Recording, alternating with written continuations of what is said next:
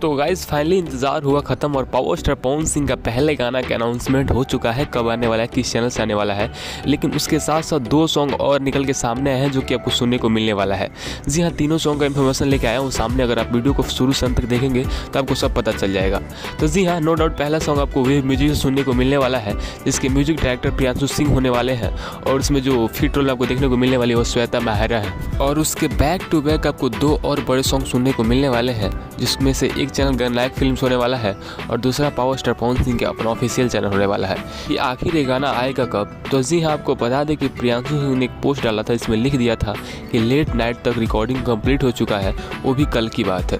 तो जी हाँ, रिकॉर्डिंग तो कल का ही कंप्लीट हो चुका है। बात करें वीडियो का, तो video power star Pawan Singh Priyanshu Singh के वोकल पे ही शूट करते हैं, उसके बाद से आके करते हैं अपना ऑडियो रिकॉर्ड। तो यानी कि वीडियो पहले बन चुका था, ऑडियो अब बन चुका है, यानी आपको गाना 1 से 2 दिन में फुल सॉन्ग सुनने को मिल जाने वाला है। और उसके 2 या 3 दिन बाद फिर से पवन सिंह के अपने ऑफिशियल चैनल वाला सुनने को मिलेगा। उसके बाद से आपको मिलने वाला है गननायक फिल्म्स वाला।